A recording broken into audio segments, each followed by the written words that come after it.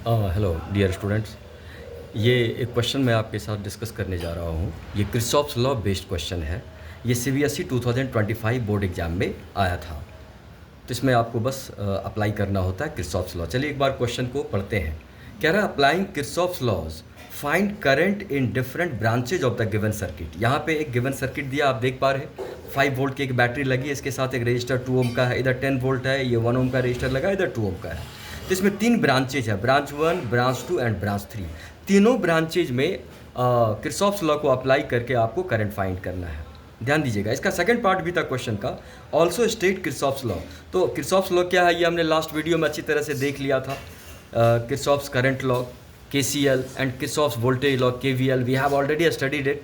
तो चलिए इस क्वेश्चन को किर्चॉफ्स लॉ को अप्लाई करके सॉल्व करने की कोशिश करते हैं। तो डियर स्टूडेंट्स, मैं इस डायग्राम को डिस्टर्ब नहीं कर रहा, मैं यहाँ पे फ्रेश डायग्राम एक बना देता हूँ जिससे मैं आपको अच्छे से समझा पाऊँगा। तो डियर स्टूडेंट, यहाँ पे दिख रहा है आपको 5 वोल्ट और 2 ओम जो मैंने यहाँ पे कनेक्ट कर दिया। यहाँ पे ये 10 वोल्ट की बैटरी है और 1 ओम का रजिस्टर लगा है और साथ साथ इसके साथ ये 2 ओम का एक रजिस्टर लगा। फिर से मैंने ये डायग्राम बना दिया जिससे मैं क्लियरली आपको समझा चुकूँ। याद करिए, मैंने लास्ट क्लास में आपको कहा था कि करंट को हम अपनी मर्जी से डिस्ट्रीब्यूट कर सकते हैं। तो आप किसी भी तरह से करंट का डिस्ट्रीब्यूशन ले सकते हैं, बट इन जनरल हम क्या करते हैं करंट डिस्ट्रीब्यूशन के लिए, सबसे पहले पावरफुल सेल को सिलेक्ट करते हैं और वहाँ से करंट को इमर्ज करते हैं। आप कहीं से भी करंट को स्टार्ट कर सकते हैं, लेकिन आपका आंसर कभी नेगेटिव भी आ सकता है। अगर करंट की वैल्यू नेगेटिव आ जाए तो घबराने की आवश्यकता नहीं है।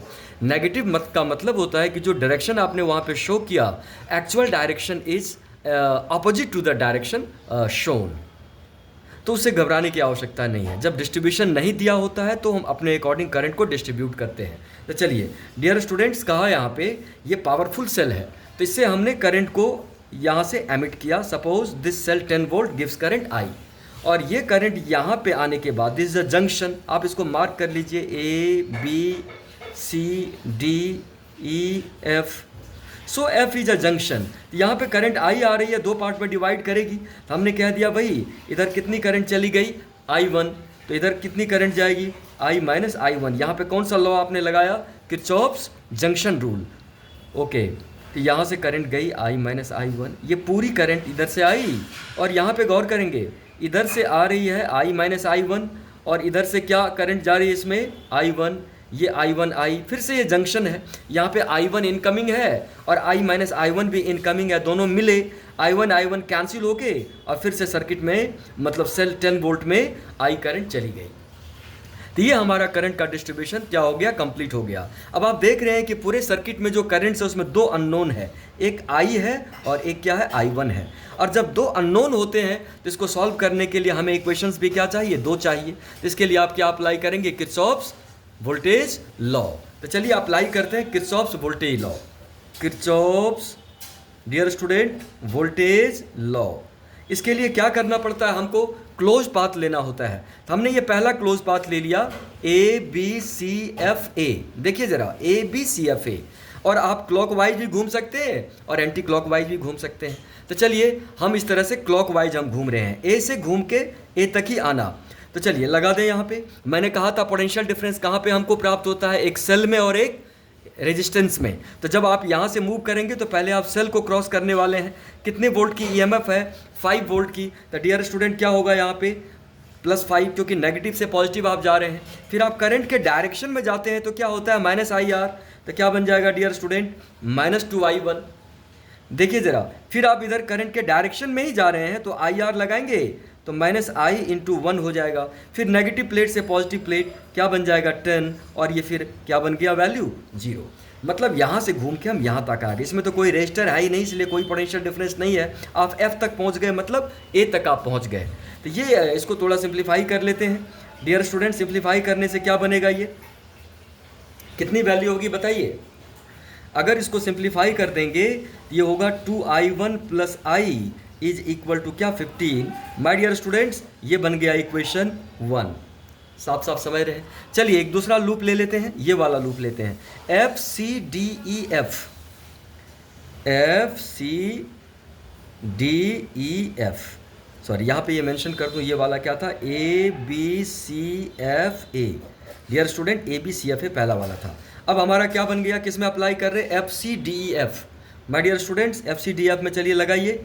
इस तरह से हम मूव कर जाते हैं। तो पहले सेल को क्रॉस करेंगे हाई से लो, तो क्या होगा बताइए -10।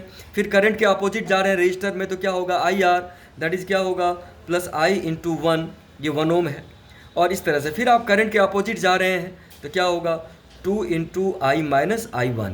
डियर स्टूडेंट्स कहाँ पे पहुँच गए, फिर से आप F पे पहुँच गए। ये टोटल वैल्यू क्या हो जाएगी 0। गौर से देखिए, तो इसको सिंप्लीफाई कर देते हैं। तो क्या होगा डियर स्टूडेंट, सिंप्लीफाई करने से ये I + 2I - 2I1, 10 को इधर शिफ्ट कर देंगे तो क्या होगा माय डियर स्टूडेंट, +10 हो जाएगा। समझ पा रहे हैं आप। और इसको भी सिंप्लीफाई कर दीजिए आप, तो क्या होगा 3I - 2I1 = 10।